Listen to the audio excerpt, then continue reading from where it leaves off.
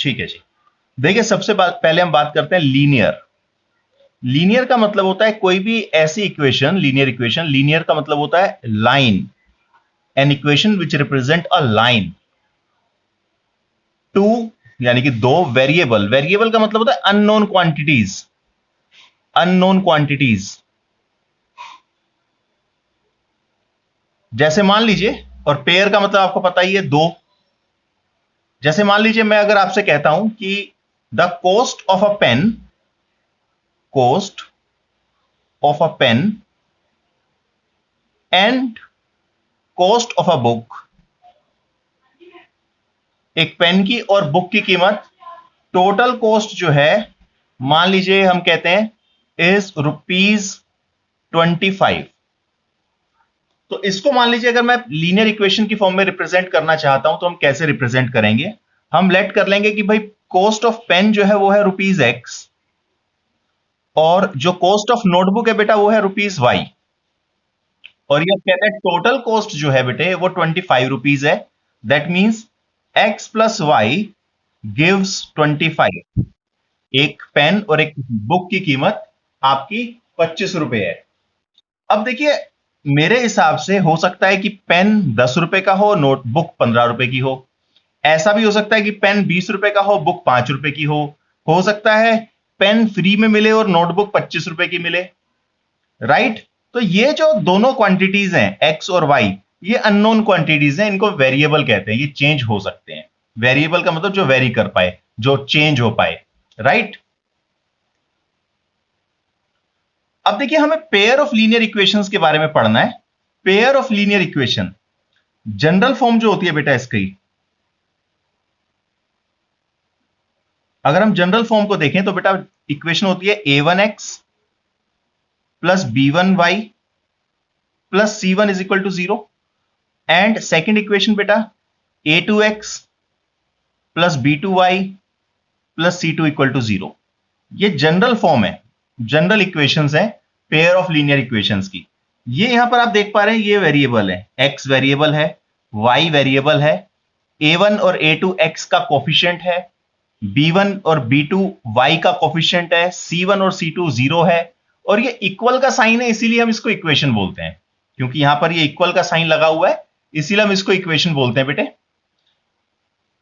अब देखिए, हम इन इक्वेशंस को अलग अलग मेथड से सॉल्व कर सकते हैं। यानी कि अगर पेयर ऑफ लीनियर इक्वेशंस हमें दी हुई हो, अलग अलग इक्वेशंस के पेयर अभी हम सॉल्व करने वाले हैं, तो बहुत अलग अलग तरीकों से हम इसको सॉल्व कर सकते हैं। जैसे ग्राफिकल मेथड, ग्राफिकल मेथड में हम ग्राफ बनाकर चेक करते हैं कि एक्स की और वाई की वैल्यू क्या आएगी। दूसरा मेथड अगर हम देखें तो दूसरा मेथड होता है एलिमिनेशन मेथड। एलिमिनेट करके भी हम निकाल सकते हैं, कैसे करेंगे वो मैं आपको बताऊंगा। इसके अलावा एक मेथड आपका होता है बेटा सब्स्टिट्यूशन मेथड।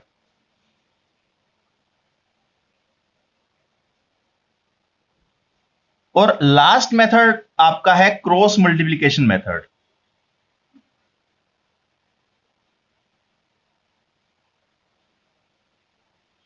तो यहां पर अब हमारे सिलेबस में जो जो मेथड है वो हम सारे ही देखेंगे। सबसे पहले देखिए बेटा, जैसा कि मैंने आपको पहले ही बताया, pair of linear equation, linear equation का मतलब है N equation which represent a line, जो लाइन को रिप्रेजेंट करे। तो अगर हमारे पास दो पेयर हैं, दो इक्वेशंस हैं, तो देखिए दो इक्वेशन दो लाइन को रिप्रेजेंट करेगी। एक लाइन इससे बनेगी, फर्स्ट लाइन, और सेकंड लाइन दूसरी इक्वेशन से बनेगी। इन दोनों लाइंस के बीच में भी एक रिलेशन होता है, मे भी हो सकता है बोथ आर इंटरसेक्टिंग लाइंस, एक ही पॉइंट पर इंटरसेक्ट करें एक दूसरे को। हो सकता है बोथ आर पैरेलल लाइंस, इस तरीके से जाए कि एक दूसरे को इंटरसेक्ट ही ना करें, इनको हम पैरेलल लाइंस कहते हैं। May be both are coincident. Coincident का मतलब क्या है?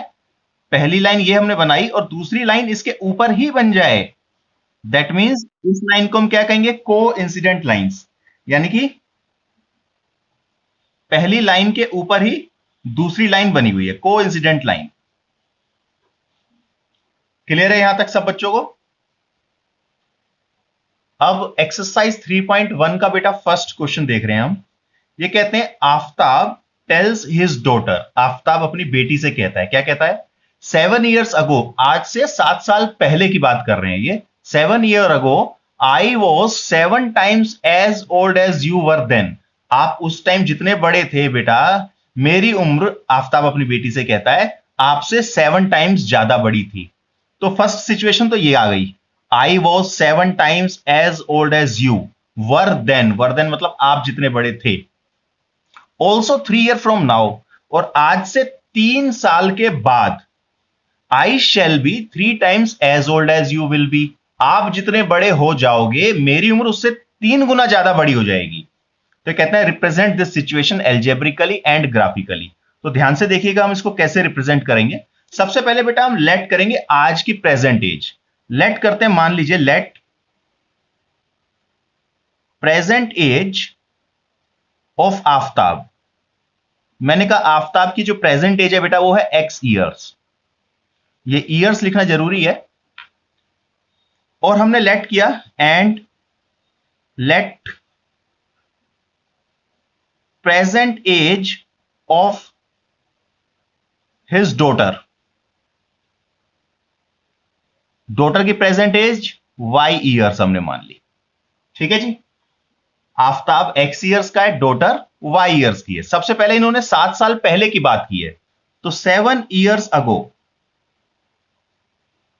अगर बेटे आप मुझे बताइए, अगर आज आपकी उम्र 15 साल है तो 7 साल पहले कितनी होगी? 15 - 7। तो ऐसे ही अगर आफ्ताब आज x ईयर्स का है तो 7 years पहले कितना होगा? x - 7। एज ऑफ आफ्ताब कितना हो जाएगा? x - 7 years. और अगर मैं एज ऑफ डॉटर निकालूं तो वो हो जाएगा y - 7 ईयर्स। अब इन्होंने बेटा ये कहा है कि 7 साल पहले आफ्ताब अपनी बेटी से 7 टाइम्स बड़ा था। यानी कि आफ्ताब, फादर की उम्र और बेटी की उम्र में क्या रिलेशन है? बेटी की उम्र को 7 से अगर मल्टीप्लाई कर दें तो फादर की एज आ जाएगी। बेटी की एज को अगर हम 7 से इंटू कर दें तो आफ्ताब की एज आ जाएगी। यानी कि 7x - 7 इक्वल टू 7y - 49। ये 7 अंदर इंटू हो गया। x माइनस इस 7y को इधर ले आइए, -7y - 49, और ये 7 इधर आएगा तो प्लस हो जाएगा। यानी कि x - 7y is equal to -42। ये आपकी बेटा फर्स्ट सिचुएशन आ गई। x और y के बीच में और कांस्टेंट के बीच में क्या रिलेशन है, फर्स्ट सिचुएशन हमें रिप्रेजेंट कर रही है यहां पर। सेकंड सिचुएशन क्या कहती है? 3 years from now, आज से 3 साल बाद। 3 years from now, आज से 3 साल बाद।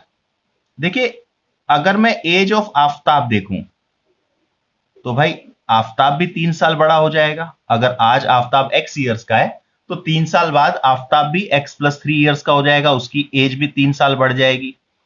और अगर मैं एज ऑफ डॉटर देखूं, उसकी डॉटर की बात करें तो वो भी 3 साल बड़ी हो जाएगी, यानी कि y + 3 ईयर्स। अब ये कहते हैं इनमें क्या रिलेशन है? I shall be 3 times as old as you। आपकी उम्र जितनी हो जाएगी, मेरी उम्र उससे 3 गुना बड़ी हो जाएगी, ये आफ्ताब कहता है। यानी कि आफ्ताब की एज और बेटी की एज में अब क्या रिलेशन आएगा कि बेटी की एज को अगर 3 से इंटू कर दें तो फादर की एज आ जाएगी। यानी कि x + 3 = 3, x + 3, y + 3। अब हम इस 3 से अंदर इंटू करते हैं, 3y + 9। तो बेटा आपके पास आ गया x - 3y is equal to, ये वाला 3 अगर आप देखेंगे तो ये वाला 3 बेटा उस तरफ जाएगा तो माइनस हो जाएगा, 9 - 3। तो x - 3y is equal to 6।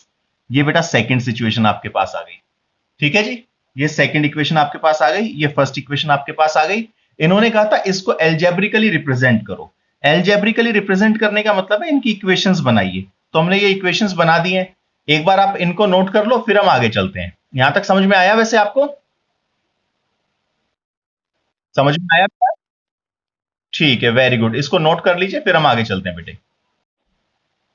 चलिए आगे चलते हैं फिर हम। देखिए जी, ये दो इक्वेशन हमारे पास आई थी, एल्जेब्रिकल मेथड से हमने सोल्व किया था। तो अब इसको ग्राफिकल मेथड से सोल्व करना है। तो हम ग्राफिकल मेथड से कैसे सोल्व करते हैं? सबसे पहले हम इसको एक टेबल की फॉर्म में टेबुलर रिप्रेजेंटेशन करेंगे इसकी। 42 यहीं पर है, ये 7y इधर आ जाएगा तो बेटा प्लस का हो जाएगा, प्लस 7y। अब हम क्या करते हैं, एक टेबल बना लेते हैं।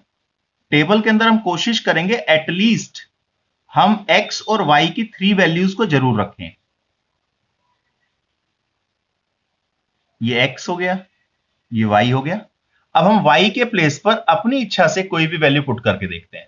अब उस वैल्यू को पुट करने से पहले मैं एक काम करता हूं, यहां से 7 कॉमन ले लेता हूं। जब मैं 7 कॉमन लूंगा तो बेटा यहां से y बचेगा और यहां से आपके पास 6 बचेगा। ऐसा इसलिए किया ताकि ये थोड़ा सोल्व करना आसान हो जाए।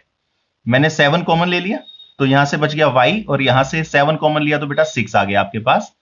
अब हम y के प्लेस पर अपनी इच्छा से कोई वैल्यू पुट करते हैं। मान लीजिए मैं y की जगह पहले 10 लिख देता हूं। तो आप देखिए अगर y के प्लेस पर 10 लिखा होगा तो आपके पास क्या आएगा, 7, 10 माइनस 6 यानी कि 4 और 7 4 जा 28, तो x की वैल्यू आ गई 28। अगर मैं y की जगह कोई और वैल्यू लिख लूं, मान लीजिए मैं y की जगह ऐसा करता हूं, कोई दूसरी वैल्यू लिखता हूं और वो दूसरी वैल्यू मान लीजिए 20 लिख देता हूं। तो 20 माइनस 6, 20 माइनस 6 यानी कि 14। अब हमें 14 से इंटू करना है 7 को, 98। अगर मैं y की जगह कुछ और वैल्यू पुट करना चाहूं, मान लीजिए मैं y की जगह एक काम करता हूं, 6 पुट कर देता हूं। तो 6 माइनस 6 0 आपके पास आ जाएगा। ठीक है जी, तो ये 0 हो गया। ये मैंने इस टेबल को, इस इक्वेशन की टेबल को जनरेट किया है। यहां पर इस टेबल को हम ग्राफ पर रिप्रेजेंट करेंगे, बाद में करेंगे। पहले मैं इस इक्वेशन से एक और टेबल बना लेता हूं। तो देखिए ध्यान से, x यहीं पर रहेगा, ये 3y उधर चला जाएगा तो प्लस का हो जाएगा, 3y प्लस 6। यहां पर फिर से हम टेबल बना लेते हैं। एटलीस्ट x और y की 3 वैल्यू हम यहां लिखेंगे। y की जगह अपनी इच्छा से कुछ भी लिखते हैं, मान लीजिए 10 लिखा तो बेटा आपके पास क्या आएगा, 3 इंटू 10 प्लस 6 यानी कि 30 प्लस 6 36। अगर मैं y की जगह पे बेटा 20 लिख दूं तो कितना आएगा, 60 प्लस 6 यानी कि 66। अगर मैं y की जगह 20 लिख रहा हूं तो ये 66 x की वैल्यू। अगर मैं y की जगह 0 लिख दूं तो क्या होगा, 3 मल्टीप्लाई 0 यानी कि 0, 0 प्लस 6 दैट मीन्स 6। ठीक है जी, ये आई थिंक आप समझ गए होंगे ये टेबल कैसे बनी है। इस तरीके से कोई भी क्वेश्चन हम करेंगे उसमें जो 2 इक्वेशन होंगी उनको हम टेबुलर रिप्रेजेंटेशन में कन्वर्ट करेंगे, टेबल की फॉर्म में कन्वर्ट करेंगे ताकि हम इसका ग्राफ बना पाए। यहां तक आपको समझ में आ गया है, इसको आप नोट कर लो, फिर मैं आपको ग्राफ बनाना सिखाता हूं। चलिए अब हम शुरू करते हैं। देखिए अगर मैं यहां देखूं तो ये 28, 98, 10, 20, 36, 66 बड़ी बड़ी वैल्यूज हैं। मैंने यहां पर ये x एक्सिस ड्रॉ किया और ये y एक्सिस है, ऊपर y नीचे y डैश, इस तरफ x डैश इस तरफ x, सेंटर में ओरिजिन जिसको 0 बोलते हैं। इस वाले पॉइंट को मैं एक काम करता हूं, 10, 20, 30, 40, 50, 60, 70, 80, 90, 100 ये मार्क कर लिया ताकि मैं 98 पॉइंट आसानी से यहां पर सर्च कर पाऊं। ऐसे सेम यहां पर बेटा 10, 20, 30, 40, 50, इस पर ज्यादा मार्क करने की जरूरत नहीं है क्योंकि ज्यादा वैल्यूज नहीं है यहां पर। इस तरफ ये बेटा नेगेटिव पॉइंट्स होते हैं, -10, -20, -30, -40, -50। सेम नीचे भी अगर आप देखेंगे तो ऊपर पॉजिटिव नीचे नेगेटिव, y डैश, -10, -20, -30, -40, -50। अब मैं इन पॉइंट्स को सर्च करता हूं बेटे। x की वैल्यू 28 और y की वैल्यू 10। अब देखिए y10 कहां पर है, ये रहा y10, और x 28 कहां है, ये 20 और ये 30। तो 20 के बाद पहली वाली लाइन 21, दूसरी लाइन 22, 23, 24, ये 25, 26, 27, 28, यानी कि 30 से पहले 2 लाइन पहले ये वाला 28 हो गया, राइट। 30 से पहले 29 और उससे पहले 28। तो ये दोनों पॉइंट कहां मिल रहे हैं, देखो ये दोनों के दोनों जो कोऑर्डिनेट थे एक्स और वाई का, वो यहां पर मिल रहे हैं इस पॉइंट पर, यानी कि इस पॉइंट के कोऑर्डिनेट क्या हो जाएंगे 28, 10। दूसरा पॉइंट सर्च कर लेते हैं 98 एंड 20। अब 98 कहां आएगा बेटा 100 से 2 पॉइंट पहले, ये 98 आ गया यहां पर, और ये कहां मैच करेगा बेटा एक दूसरे का आपस में, देखिएगा ये आपस में मिल रहे हैं बेटा यहां पर इस पॉइंट पर। ठीक है जी, ये आपके पास आ गया बेटे। बंद हो गई है, एक मिनट होल्ड कीजिए।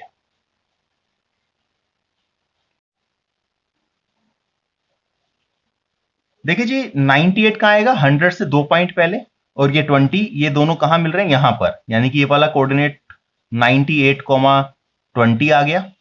तीसरा पॉइंट देख लेते हैं 0,6, एक्स 0 है और वाई 6 है, वाई सिक्स कहां पर आएगा देखिए 1 2 3 4 5 6, यानी कि ये वाला पॉइंट,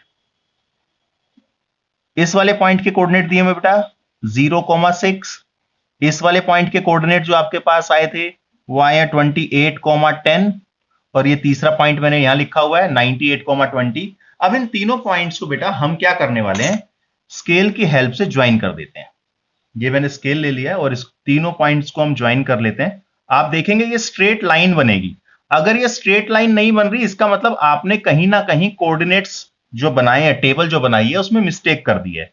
तो इसीलिए कम से कम हम 3 कोऑर्डिनेट लेके चलते हैं, ताकि उनको मिलाने के बाद लाइन बन रही है या नहीं बन रही है पता लग जाए। क्योंकि अगर आप 2 पॉइंट लेंगे तो 2 पॉइंट को मिलाकर तो बेटा लाइन बनेगी ही बनेगी, तो हमें यह नहीं पता लग पाएगा कि हमने कहीं मिस्टेक तो नहीं कर दी है।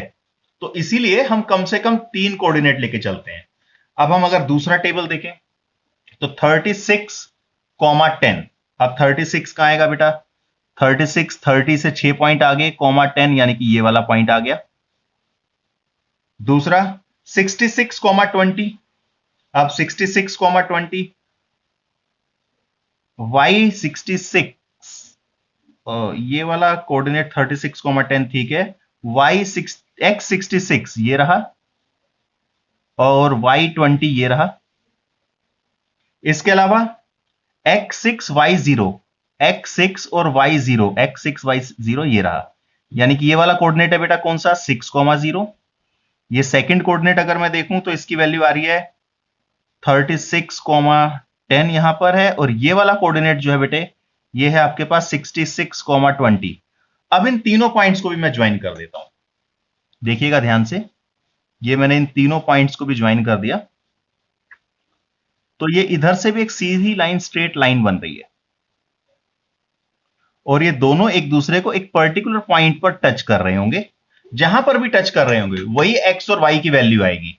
अगर आप यहां देखें तो ये यहां पर एक दूसरे को टच कर रहे हैं, दोनों एक लाइंस जो है एक दूसरे को इंटरसेक्ट कर रही हैं। जहां पर भी इंटरसेक्ट कर रहे होंगे वही एक्स और वाई की वैल्यू होगी, यानी कि आफताब की और उसकी डॉटर की दोनों की एज यहीं से हमें मिलेगी। देखिए बेटा ये जो कोऑर्डिनेट आ रहा है इसको अगर मैं देखूं तो यहां पर y की वैल्यू, x की वैल्यू जो है वो 42 आ रही है, और y की वैल्यू 12 आ रही है। तो x क्या था बेटा आफताब, और y था 12, यानी कि उनकी डॉटर। तो आफताब की एज बेटा आ रही है 42 ईयर्स इस क्वेश्चन के हिसाब से, ग्राफिकल मेथड से सॉल्व करने के बाद, और उसकी डॉटर की एज आ रही है बेटा 12 ईयर्स। तो आप ग्राफिकल मेथड से इसको भी फाइंड कर सकते हैं। ठीक है जी, अगर दोनों लाइन इंटरसेक्ट कर जाएं तो हम दोनों की फाइनल एज भी फाइंड कर पाएंगे। चलिए इसको आप जल्दी से ड्रॉ कर लीजिए। पहले ये आप राइट डाउन कर लीजिए, इसको नोट कर लीजिए। उसके बाद ये हमारी टेबल हो गई, इसको नोट कर लीजिए। और फाइनली फिर ये ग्राफ आप ड्रॉ कर लीजिए बहुत अच्छे तरीके से।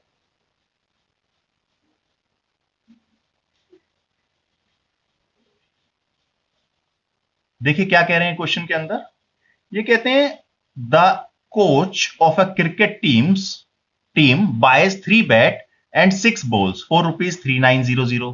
Later she buy another bat and 3 more balls of same kind for rupees 1300. Represent this situation algebraically and geometrically. तो ध्यान से समझिए, सबसे पहले इन्होंने 3 बैट लिए और 6 बॉल ली और ₹3900 खर्च कर दिए। बाद में उन्होंने एक बैट लिया, अनदर बैट का मतलब 1 बैट, एंड 3 मोर बॉल्स और 3 बॉल ली उसी तरीके की और ₹1300 पे किए। तो बताइए कि एल्जेब्रिकली इस सिचुएशन को रिप्रेजेंट करना है और ग्राफिकली सॉल्व करना है, ग्राफिकली रिप्रेजेंट करना है। तो सबसे पहले हम क्या करेंगे बेटा, सबसे पहले लेट करते हैं, लेट कॉस्ट ऑफ अ बेट, एक बेट की कीमत हमने मान ली ₹X, and cost of a ball, और एक बॉल हम मान लेते हैं ₹Y की। अब इन्होंने 3 बैट खरीदे, अगर एक बॉल ₹X की है बेटा तो 3 बॉल 3X की होंगी, एक बॉल ₹Y की है तो 6 बॉल ₹6Y की होंगी, और टोटल मिलाकर इन्होंने बताया कि कुल खर्चा 3900 आ गया। तो फर्स्ट सिचुएशन तो ये आ गई बेटे। अनदर सिचुएशन, अब की बार उन्होंने एक बैट खरीदा, यानी कि एक बैट यानी कि X रुपए पे किया, और 3 बॉल खरीदी, एक बॉल ₹Y की आती है तो 3 बॉल 3Y की आएगी, और हमने खर्च कर दिए 1300। ये सेकेंड इक्वेशन आ गई बेटा। ये हमने इसको एल्जेब्रिकली सॉल्व कर दिया। यहां तक आई थिंक आपको क्लियर हो गया होगा। चलिए आगे चलते हैं, आगे चलते हैं, देखिए ध्यान से। 3x 3900 माइनस 6y, इस 6y को मैं इधर ले आया, माइनस का हो गया। x इज इक्वल टू, ऊपर से मैं एक काम करता हूं, 3 कॉमन ले लेता हूं, तो जब 3 आप कॉमन लेंगे तो बेटा यहां आपके पास बच जाएगा 1300 माइनस 2y, और ये वाला 3 बेटा जो यहां मल्टीप्लाई हो रहा था उधर इधर लेकर आएंगे तो डिवाइड हो जाएगा, यानी कि 3 से 3 कैंसिल हो गया। x is equal to 1300 minus 2y। अब मैं एक काम करता हूं, एक टेबल बना लेता हूं यहां पर, और जैसा कि मैंने आपको बताया था, हम कम से कम x की और y की 3 वैल्यूज जरूर लिखेंगे। तो ये x और ये y। देखिए अगर मैं y की वैल्यू 0 पुट कर दूं, y की जगह अगर आप 0 लिख दें तो 1300 माइनस 0 यानी कि 1300 आ जाएगा, 1300 एज इट इज। अगर मैं y की वैल्यू 100 लिख दूं तो आपके पास आएगा 2 मल्टीप्लाई 100, यानी कि अगर मैं y की जगह 100 लिख देता हूं तो क्या आएगा 1300 माइनस 2 इंटू 100, यानी कि 1300 माइनस 200, और ओवरऑल आ गया 1100। तो यहां आपको लिखना होगा 1100। अगर मैं y की जगह 200 लिखता तो क्या होता बेटा, यहां 200 इंटू 2 400 हो जाता, 1300 में से 400 माइनस करते तो 900, यानी कि ये हमने फर्स्ट इक्वेशन की टेबल यहां पर बना ली। अब इस इक्वेशन की भी टेबल बनाएंगे सेम ऐसे ही, इस 3y को उधर ले जाइए, x is equal to 1300 minus 3y। ये सेकंड इक्वेशन की टेबल मैं यहां पर बना रहा हूं, ध्यान से इसको समझिएगा। जरूरी नहीं है कि आपको सोल्व करके दिखाना पड़े, अगर आपको डायरेक्ट सोल्व करना आता है तो आप डायरेक्ट वैल्यू पुट कीजिए। y की वैल्यू मान लीजिए मैं अगर 0 लिख देता हूं तो क्या आएगा, y 0 लिखा तो x की वैल्यू 1300 आ गई। अगर मैं y की जगह 100 लिखूंगा, अगर y की जगह मैं 100 लिखूंगा तो आपके पास x की वैल्यू 100 इंटू 3 300 यानी कि 1000 आ जाएगी। और अगर मैं y की जगह 200 पुट करता हूं बेटा तो 200 इंटू 3 यानी कि 600, तो ये 700 आ जाएगा। आई होप ये टेबल आपको बनानी समझ में आ गई होगी। इसको आप ड्रॉ करो, फिर ग्राफ बनाना सीखेंगे। देखिए ये वाला तो आपके पास हो गया O0 ओरिजिन। यहां मैं एक काम करता हूं, देखिए 1300 तक जा रहा है x की वैल्यू, तो मैं 100 100 का गैप ले लेता हूं, 100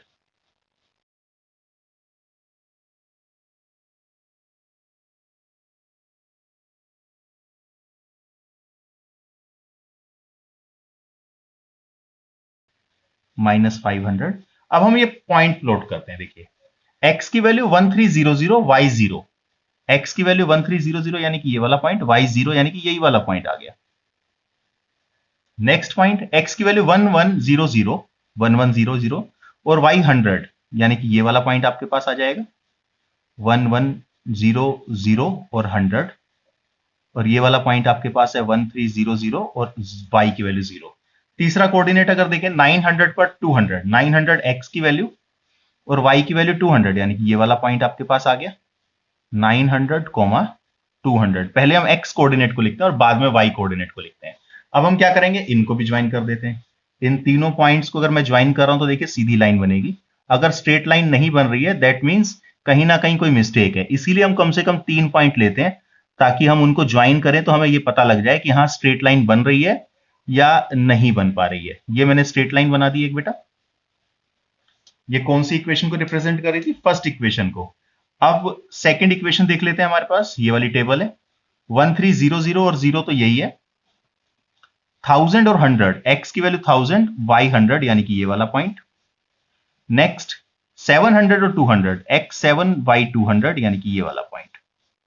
तो अगर मैं इस पॉइंट को देखूं तो ये बेटा हो गया 700, 200। ये वाला कोऑर्डिनेट आपके पास आ रहा है 1000 और y की वैल्यू 100, और ये कोऑर्डिनेट तो सेम है। अब इन तीनों को भी मैं ज्वाइन कर देता हूं, एक स्ट्रेट लाइन फिर से बननी चाहिए। तो ये यहां भी आप देखेंगे एक स्ट्रेट लाइन बन जाएगी आपके पास।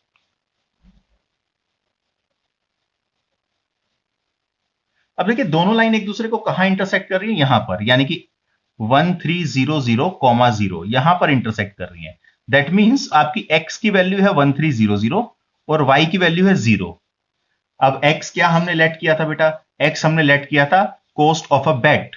तो कॉस्ट ऑफ बेट जो है वो है ₹1300, और इस सिचुएशन के हिसाब से बॉल की कॉस्ट ₹0 है, आपको कुछ पे ही नहीं करना। बैट खरीदेंगे, बॉल आपको उसके साथ फ्री मिल रही है। ठीक है जी। तो पहले आप एक काम कीजिए, इसे नोट कर लीजिए